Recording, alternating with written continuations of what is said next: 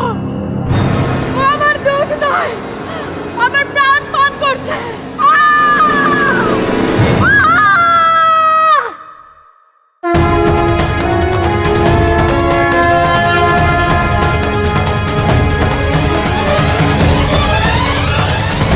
क्षमा शमोस्तेयम् शौचमिन्द्रिय निग्रह বাঁচাও আমাকে, কেউ আমাকে বাঁচাও। निर्विद्या सत्यं क्रोधो दशकं धर्मलक्षणम्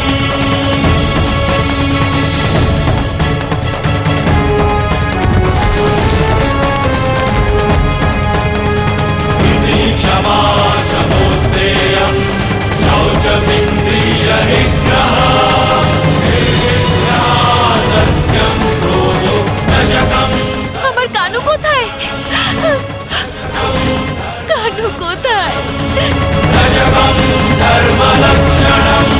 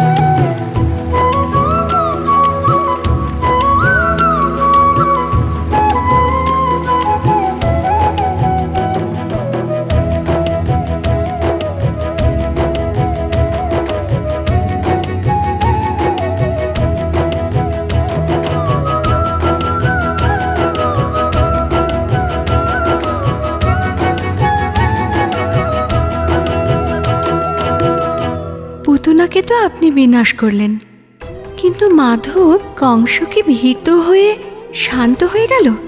তারপর সে কখনো আপনাকে আক্রমণ করার প্রচেষ্টা করেনি?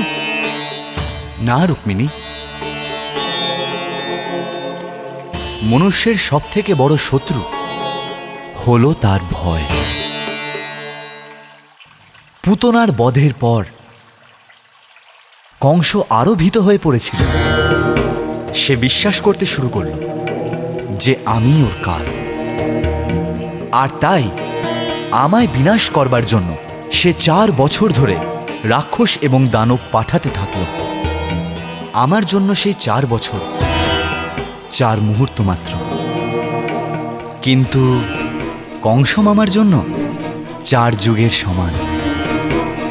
4 বছর ধরে কংস মামা যত দানব আর রাক্ষস আমাকে মারার জন্য পাঠিয়েছিলেন, তাদের পরাস্ত করে আমি কংস মামাকে উপহার দিয়েছিলাম।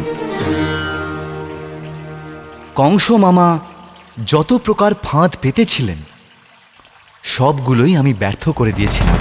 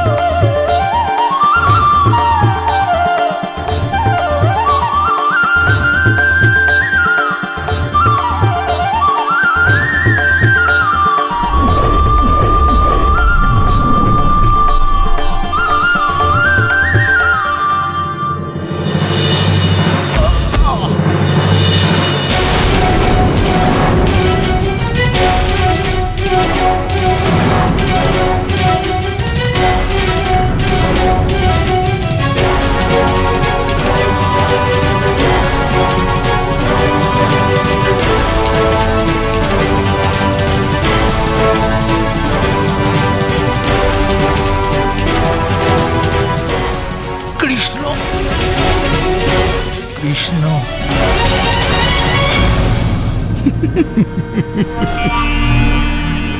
এই কৃষ্ণের নাম শুনে শুনে আমি ক্লান্ত হয়ে গেছি। গত 4 বছর ধরে এই নামটা আমি শুনে আসছি, আর এই 4টে বছর যেন আমার কাছে একটা যুগ। এই 4 বছরের মধ্যে প্রত্যেকটা বছর, ওই প্রত্যেকটা বছরের প্রত্যেকটা মাস, সেই প্রত্যেক মাসের প্রত্যেক দিন, সেই প্রত্যেকটা দিনের 4 প্রহর, আর সেই 4 প্রহরের প্রতিটা ক্ষণ শুলের মতো আমার হৃদয় বিধেই চলেছে ওই কৃষ্ণের নাম। ত্রিলোকের এক নাথ যার ভুজঙ্গ জানো কত চেষ্টা করেছি আমি, বড় বড় রাক্ষসদের পাঠিয়েছি, বড় বড় দানবদের পাঠিয়েছি ওকে শেষ করে দেওয়ার জন্য, কিন্তু এই বালকের সম্মুখে কত বড় বড় রাক্ষস, কত বড় বড় দানব ধুলি কণার মতো উড়ে গেল। জানো কি করছে ও? আমার মান সম্মান নিয়ে উপহাস করছে। ওই ওই কৃষ্ণ, আমি স্বয়ং যাব গোকুলে, আর নিজের হাতে ওই কৃষ্ণের জীবন সাঙ্গ। না মহারাজ, মথুরাধিপতি স্বয়ং গিয়ে যদি একজন বালককে আক্রমণ করেন তাতে আপনার সম্মানহানি হবে মহারাজ। তাও যদি আপনি এমন করেন তাহলে আর্থিক ক্ষতির সাথে সাথে এও হতে পারে যে রাজ্যের মানুষেরা বিদ্রোহ ঘোষণা করবে। মহারাজ, আমায় একবার সুযোগ দিন। আজ পর্যন্ত যতজন রাক্ষসকে আপনি পাঠিয়েছেন সবাই বিফল হয়েছে, কারণ ওই বালক ওদের দেখতে পাচ্ছিল। যেহেতু আমার অদৃশ্য এবং যে কোনো রূপ ধারণ করার ক্ষমতা আছে, তাই আমার সামনেও টিকবে না, কারণ যে আমাকে দেখতেই পাবে না সে আমায় কি করে মারবে? যে নগণ্য বালক আপনার মনকে এত অশান্ত করে তুলেছে, আমি ওকে শান্তিতে থাকতে দেব না। ওর বধ করে ওর শবদেহ আপনার সম্মুখে প্রস্তুত করব।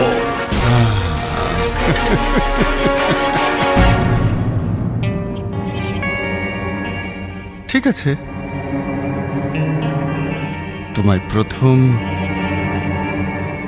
এবং অন্তিম সুযোগ দিচ্ছি। যত শীঘ্র পারো গোকুলে যাও আর আমার কালকে সমাপ্ত করো। যাও যাও।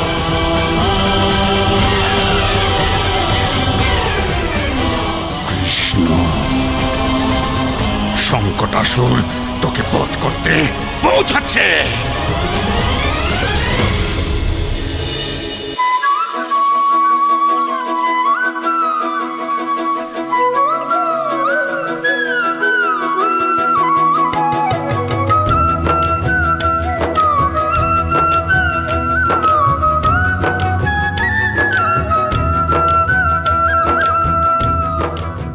সাবধানে থেকো যেন কেউ দেখতে না পায়, নয়তো মা ধরে খুব পেটাবে। কেউ এলে সাবধান করে দিও।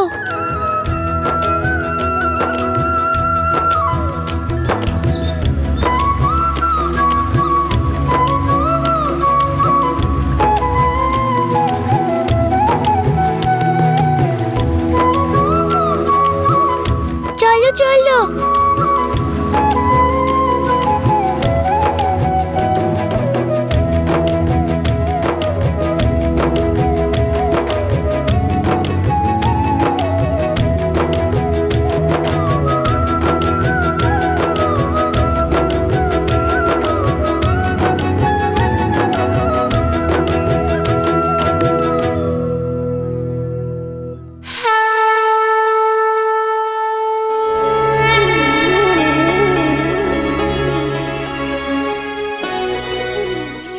যাবি নাকি তোর মায়ের কাছে? খিদে পেয়েছে? যা। বাল গোপাল গোপাল বাল গোপাল গোপাল মন হলো মাতাল বাল গোপাল গোপাল বাল গোপাল গোপাল বাল গোপাল গোপাল মন হলো মাতাল বাল গোপাল গোপাল।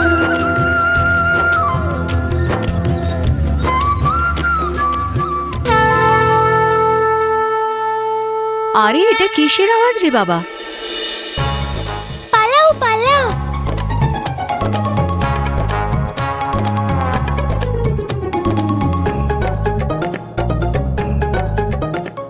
বাছুরগুলোকে কে ছাড়লো? কার কার সাজি এটা?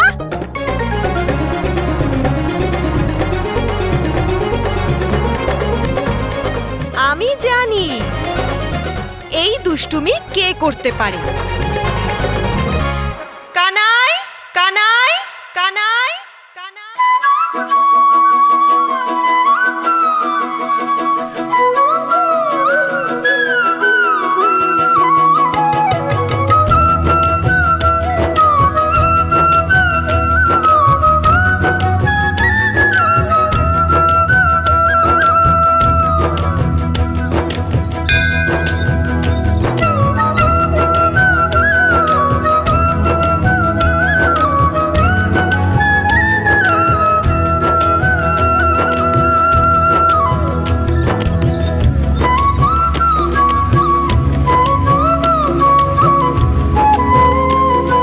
চলো পালাও পালাও।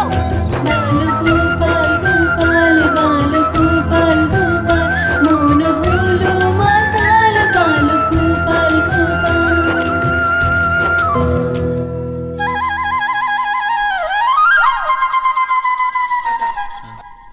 এই যশোদার পুত্র সব মাখন চুরি করে নিজে খেয়ে নেয়, আর আমাদের বাচ্চাদেরও চুরি করতে শেখাচ্ছে গো। আজ ওকে ছাড়বো না। চলো যশোদার কাছে, সব সময় নিজের ছেলের পক্ষ নিয়ে কথা বলে। চলো ওকে গিয়ে বলি ছেলে কি করেছে, এবার ওর এই দুষ্টু ছেলেটাকে ওই ঠিক করুক। চলো। কিন্তু মাধব, আপনার এত সমস্ত লীলা করার কি প্রয়োজন ছিল? 4 বছর পর্যন্ত আপনি এই সমস্ত কেন সহ্য করলেন?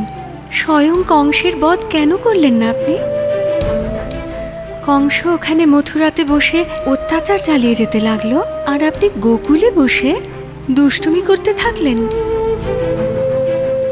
রুক্মিণী, যদি আমি সেই মুহূর্তে কংসকে বিনাশ করে দিতাম, তাহলে এত বছর মাখন চুরি করে খাওয়ার আনন্দ কি করে পেতাম?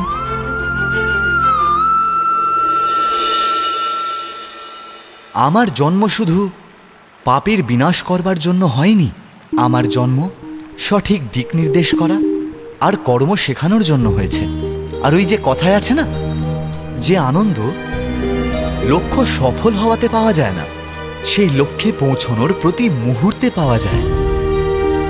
আর তার উপর নন্দবাবা এবং মাতা যশোদা কত ভালোবাসা দিয়ে আমাকে বড় করেছে, তাদের ঋণও তো শোধ করতে হতো। যে কোনো মাতা পিতা নিজেদের সন্তানের খুনসুটি সহ্য না করে কি করে থাকবে? আর আমার পরিবার তো সমগ্র গোকুল ছিল, আর সেই জন্য সমগ্র গোকুলকে দুষ্টুমিতে মাতিয়ে রাখা আমার কর্তব্য ছিল, আর মাখন চুরি করে খাওয়া আমার অধিকার। আমি কিন্তু বুঝতে পারলাম না মাধব, কেবল মাখন খাওয়ার জন্যে আপনি এত বছর অপেক্ষা করলেন? রুক্মিণী, তুমি আম তো নিশ্চয়ই খেয়েছ। যখন আম ছোট থাকে তখন তাতে নুন ছিটিয়ে তার স্বাদ উপভোগ করা হয়। যখন সেটা মধ্য আয়ুতে পৌঁছয় তখন তা দিয়ে বিভিন্ন প্রকারের ব্যঞ্জন তৈরি হয়, আর যখন সেটা সম্পূর্ণরূপে পেকে যায় তখন সেটা মিষ্টি হয়ে যায়। ঠিক সেইভাবে প্রতিটা আয়ুর নিজস্ব একটা রস থাকে। তুমিই বলো, আমার কি অধিকার নেই যে আমি বাল্যকালের রস সম্পূর্ণ উপভোগ করি? গোকুলের দুধে তৈরি মাখনের আনন্দ নিই। যশোদা, ও যশোদা, আজ তো এই মাখন চোরকে এমন বকুনি খাওয়াবো যে ও মাখন চুরি করতে ভুলেই যাবে।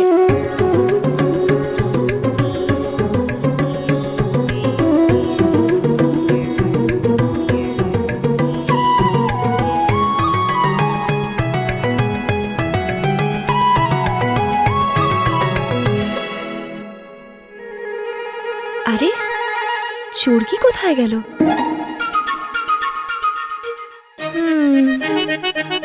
নিশ্চয়ই কানাই আবার দুষ্টুমি করেছে। আরে ঝুড়ি কোথায় গেল? এইখানেই তো রেখেছিলাম আমি। এবারে ধানগুলো নিয়ে কি করব?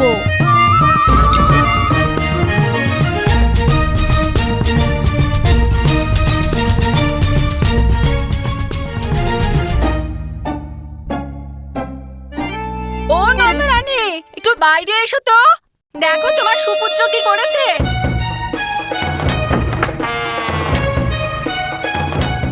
কি হয়েছে?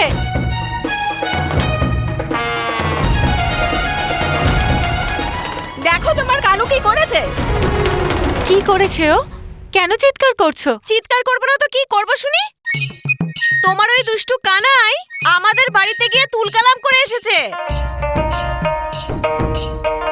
তোমরা থামো তো, প্রত্যেকদিন কোনো না কোনো অজুহাত দেখিয়ে এখানে চলে আসো। অজুহাত দেখাচ্ছি না, তোমার মাখন চোরের অত্যাচার সহ্য করতে না পেরে এখানে এসেছি। দেখো, আমার কানুকে একদম চোর বলবে না। আমার কানু মোটেও চোর নয়। ও নিজের বাড়িতে কি মাখনের কোনো অভাব আছে যে তোমাদের বাড়িতে চুরি করবে? কারণ বাড়িতে দুষ্টুমি করতে পারে না তো। তোমার কানাই আর তার দলবল মিলে আতঙ্ক ছড়িয়ে রেখেছে।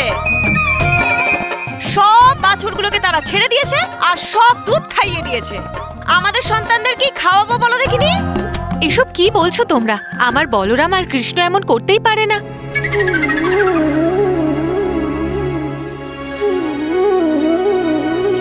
আরে ওদের বয়স মাত্র 4-5 বছর, ওরা বাছুরদের কি করে ছেড়ে দেবে? আর এসব করে ওদের কি লাভ?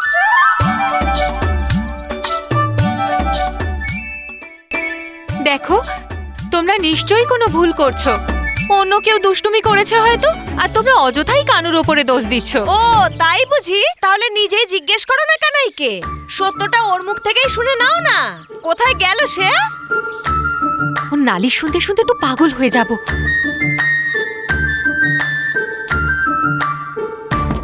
সত্যি হলো এটা যে তোমরা সবাই আমার কানুর পিছনে পড়েছো। ওকে বকা খেতে দেখে তোমরা খুব মজা পাও, তাই না? ঠিক আছে, তোমাদের এই ইচ্ছেটাও আমি পূরণ করে দিচ্ছি।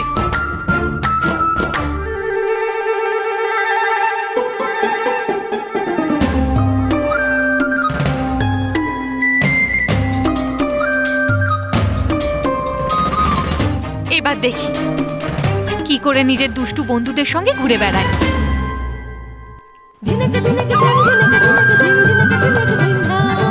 প্রতিদিনের এই নালিশে আমি ক্লান্ত। যশোদা,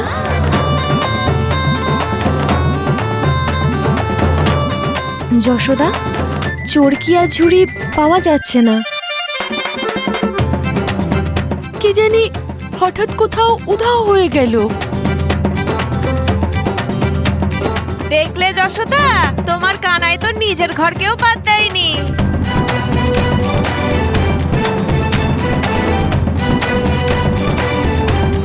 আজকে ওকে আমি ছাড়বো না। কানাই! আরে যশোদা, কানাই!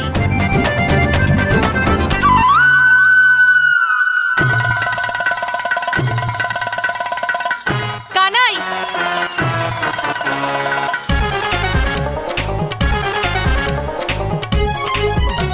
কানাই, কোথায় তুই?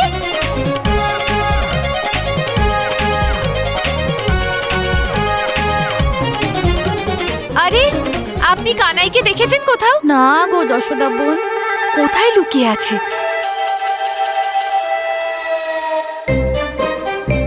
এখানেও নেই।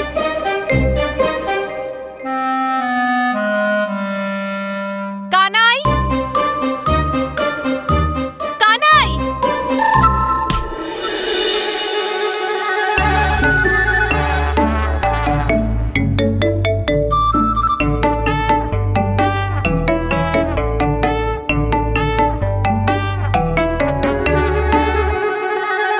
তুই এখানে লুকিয়ে আছিস? তোর নামে সবাই নালিশ করছে আমাকে। আজকে তোকে অবশ্যই দণ্ড দেব। আয়, বেরিয়ে আয়। আসছি মা, কিন্তু ওটা ফেলে দাও, ওটাতে আমার খুব ভয় লাগে। লাঠিটা ফেলো না, নয়তো আমি এখানেই বসে থাকবো। আমি এই লাঠি কিছুতেই ফেলবো না। তাহলে আমিও বাইরে আসবো না। তুই আসবি কি না? মাখন চুরি করেছিস না তুই? না মা, আমি মাখন খাইনি।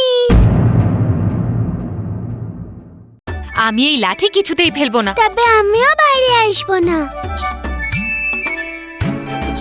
আসবি কি না? মাখন চুরি করেছিস না? না মা, আমি মাখন খাইনি। তবে তোর মুখে কি লেগে আছে? আমার বন্ধুরা আমার মুখে এটা লাগিয়ে দিয়েছে, আমাকে এখানে ফাঁসিয়ে দিল। ওরাই তো আমাকে উপরে তুলে দিয়েছিল, কারণ আমি তো সবচেয়ে হালকা। দাদার কথা আমি কি করে অমান্য করি? আমাকে ধমক দিয়ে সব কাজ করিয়ে নেয়। মাখন খেতে ইচ্ছে হলে আমাকে উপরে তুলে দেয়, আমাকে একটুও দেয় না। যখন পালানোর সময় আসে তখন আমার মুখে মাখন লাগিয়ে দিয়ে পালিয়ে যায়। সবাই তোমার কানুকে খুব ঈর্ষা করে। আরে দেখো কাণ্ড, নিজের মাকে কিনা ধমকাচ্ছে। আচ্ছা, তুই বাইরে আসবি কি আসবি না? কানু, তুই বাইরে আসবি কি না বল।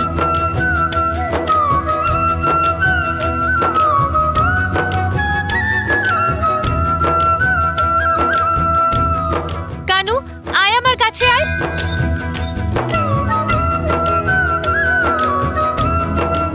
দেখ কানু, আমার সাথে ছল করিস না। কানু, তুই এদিকে আসবি কি না? যতক্ষণ না তুমি তোমার হাত থেকে লাঠি ফেলছো আমি ততক্ষণ আসবো না।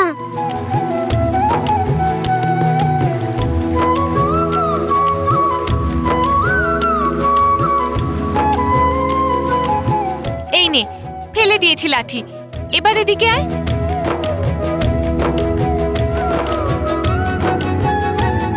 মা, তুমি আমার চেয়ে অধিক গোপিনীদের বিশ্বাস করো।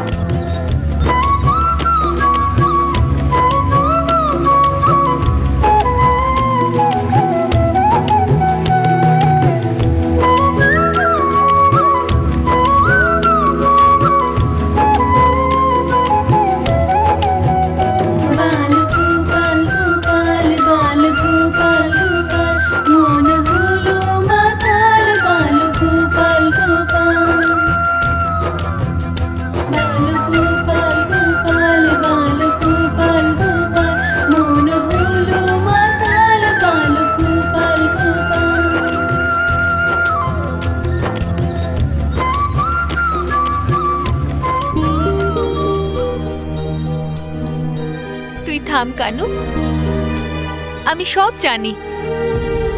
তুই কি কম দুষ্টু নাকি? আমি দুষ্টু? আমি তো সহজ সরল একটা বাচ্চা। সত্যি বলছি, আমি কিচ্ছু করিনি। সবাই এখানে লুকিয়ে আছে। সবাইকে বার করো না মা, তাহলে সত্যিটা জানতে পারবে।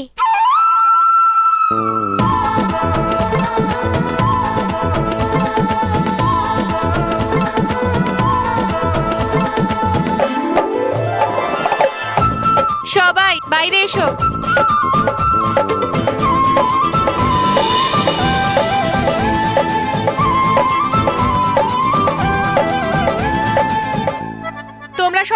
এসো এসো। তাহলে এসব তোমাদের দুই ভাইয়ের দুষ্টুমি, তাই না?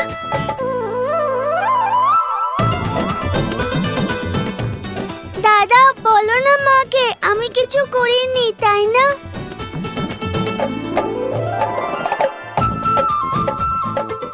মা আমি সত্যি বলছি, ওরাই আমাকে উপরে তুলেছে যাতে ওরা মাখন চুরি করতে পারে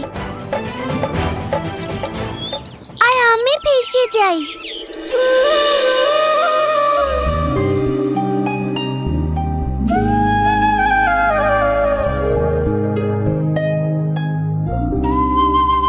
তুমি আমাকে কত মাখন দাও, আমি কেন চুরি করব?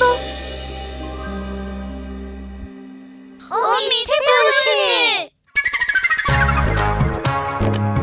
কানুই আমাদের এখানে এনেছে। না মা, আমি মাখন খাইনি। আমার মুখে মাখন লেগেছে বলে আমি চোর হয়ে গেলাম। ওদের সবার মুখেই তো মাখন লেগে আছে।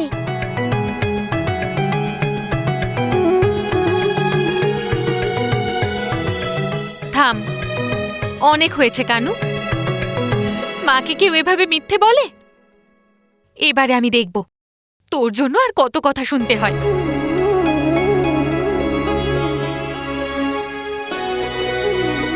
আর তুই দণ্ড অবশ্যই পাবি। আমি তোকে বেঁধে রাখবো। যখন তুই বাড়ি থেকে বেরোতেই পারবি না, তখন দুষ্টুমি করবি কি করে? চল। ছেড়ে দাও যশোদা, বালক তো। তোমরা থামো তো, নিজেরা এসে নালিশ করবে। এবারে আমিও দেখব তোমরা নালিশ কি করে করো। সুনন্দা, গিয়ে দড়ি নিয়ে এসো। আজ ওকে দণ্ড অবশ্যই দেব।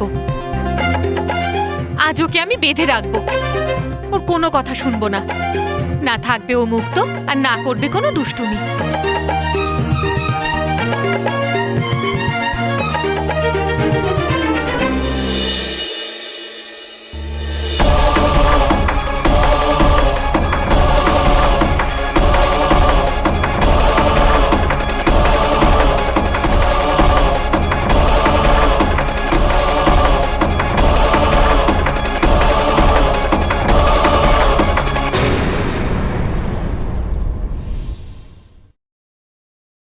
আজ ওকে দণ্ড অবশ্যই দেব।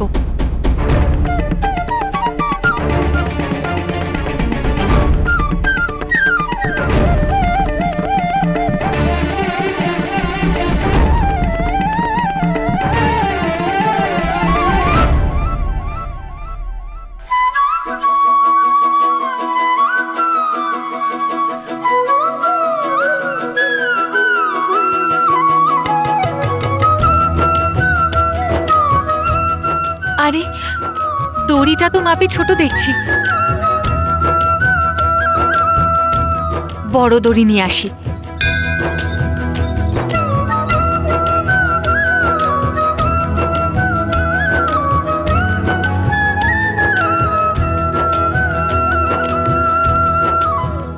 হ্যাঁ, এটা ঠিক আছে।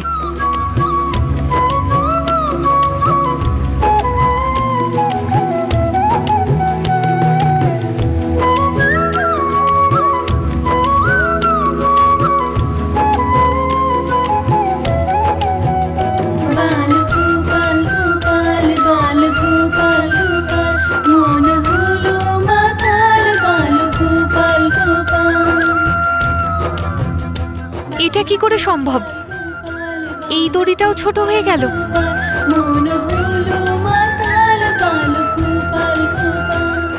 আমি তোকে বাঁধবই। আজ ওকে দণ্ড অবশ্যই দেব। আমি অন্য একটা দড়ি নিয়ে আসছি।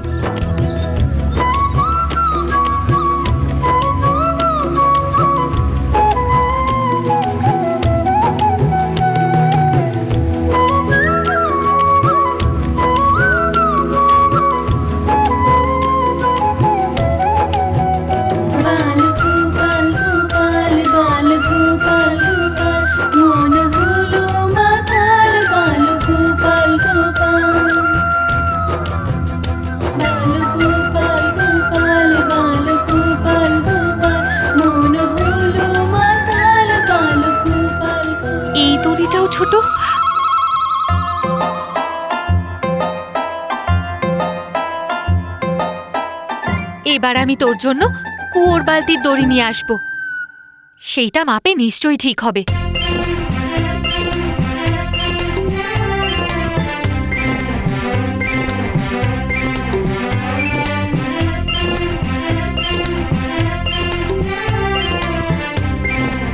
ছেড়ে দাও যশোদা, বালক তো, ক্ষমা করে দাও ওকে। না, মা যা ভালো মনে করে মাকে করতে দাও। মা যে সাজা দেবে সেটা আমি মেনে নেব। আমাকে বেঁধে যদি মা শান্তি পায় তাহলে মা সেটাই করুক।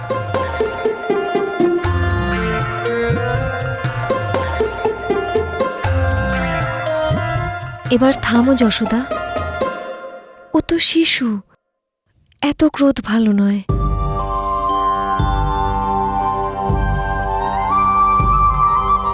না দিদি, আজ তোমার একটা কথাও শুনবো না।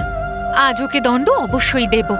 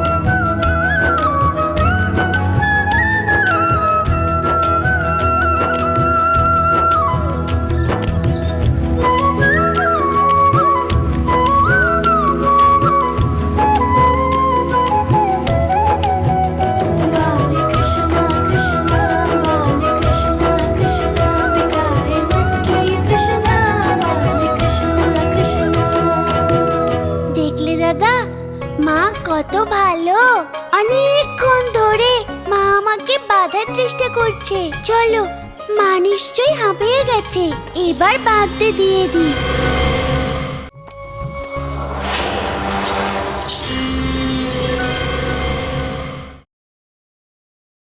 ঠিক আছে মা,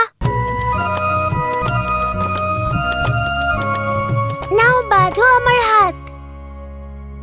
তোমার পুত্র তোমার সামনে দাঁড়িয়ে আছে।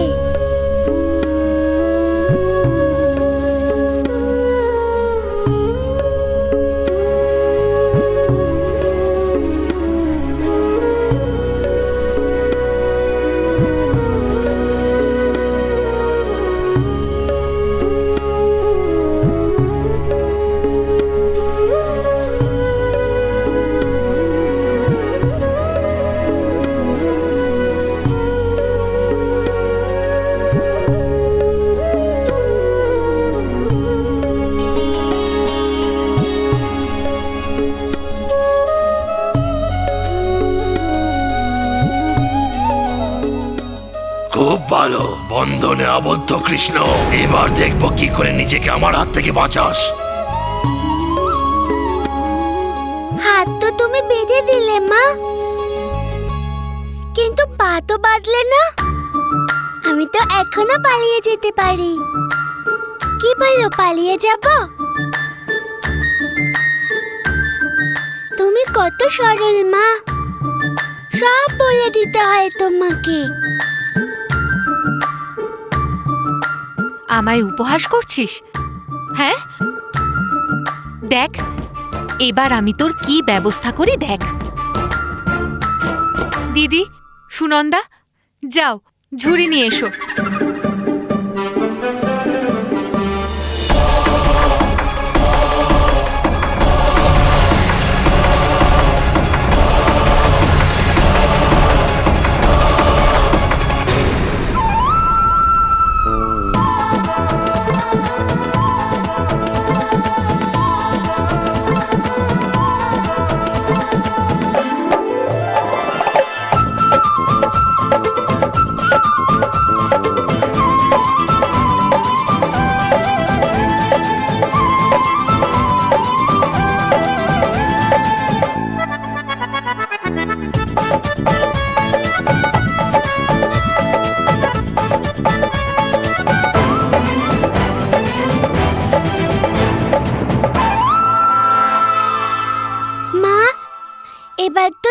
তোমার কানুকে বেঁধে দিলে, এখন তুমি সন্তুষ্ট তো? তুই চুপ কর কানু, তুই আমায় এই দণ্ড দিতে বাধ্য করেছিস। এবার তোমরা সবাই আনন্দ পেয়েছো তো আমার কানুকে এই অবস্থায় দেখে? তোমাদের মনে এবার শান্তি এসেছে তো? তোমরা সর্বক্ষণ আমার পুত্রের দুষ্টুমি দেখো। আরে তোমাদের পুত্ররাও কিছু কম নয়, ওরাই ওকে এসব দুষ্টুমি করতে বাধ্য করে। এবারে যাও, নিজেদের বাড়িতে চলে যাও। আমার কানু আর কাউকে জ্বালাতন করবে না। যাও। ছেড়ে দাও যশোদা। আমি বললাম তো, যাও এখান থেকে। আমার কানু এখানেই বাঁধা থাকবে, তোমাদের কাছে আর যাবে না। যাও।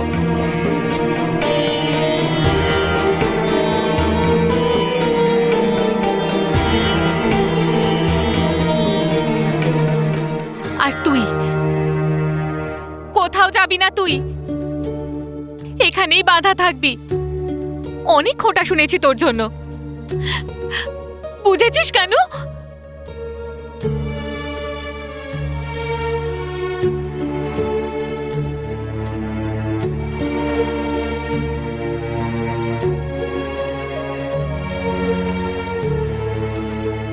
কি কানু, কেমন লাগছে? আমাদের ফাঁসাচ্ছিলি না, তুই তো নিজেই ফেসে গেলি। কিচ্ছু না বলেই তোকে কেমন বেঁধে দিলাম তুই বল। আরো খেলবি নাকি দাদার সাথে? তুমি শুধু দেখো দাদা, আমার খেলা তো সবে শুরু হলো। একটা কথা আমি বুঝতে পারলাম না মাধব, আপনাকে যে দড়ি দিয়ে বাঁধা হতো সেটা সবসময় 2 আঙুল ছোট হতো কেন? কেউ কেউ ভাবে এটা আমার লীলা রুক্মিণী, কিন্তু এটা সত্য ছিল না। যে কোনো অবতারের লীলা কোনোভাবেই মায়ের মমতার ঊর্ধ্বে হতেই পারে না। যে কোনো মা নিজের সন্তানকে বকুক, মারুক, কিন্তু সেই মাতার মন নিজের সন্তানের যন্ত্রণা সইতে পারে না। উনি তো খোঁটায় অসন্তুষ্ট ছিলেন, কিন্তু নিজের সন্তানকে কি করে বাঁধতে পারতেন? আমাকে বাঁধার সময় যে অশ্রু ওনার চোখ দিয়ে বইছিল তা গঙ্গা জলের থেকেও পবিত্র। আমার কষ্ট ওনার চোখে ভেসে উঠছিল। তাহলে আপনি নিজেকে বাঁধতে দিতেন কেন?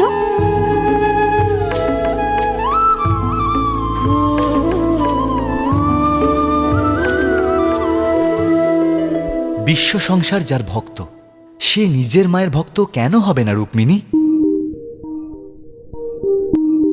কোন ভক্ত এত শ্রদ্ধা আর ভালোবাসা দিয়ে নিজের প্রভুকেও ডাকে না, যত ভালোবেসে এক মা তার সন্তানকে লালন করে। এমন মাতাকে কেউ কি করে কষ্ট দিতে পারে? আর সেই কারণে আমি নিজেকে বাঁধতে দিলাম। যে নারায়ণকে বহু বছরের তপস্যার পরেও কেউ কাছে পায় না, সেই নারায়ণকে মাতার মমতার অশ্রু জিতে নিল।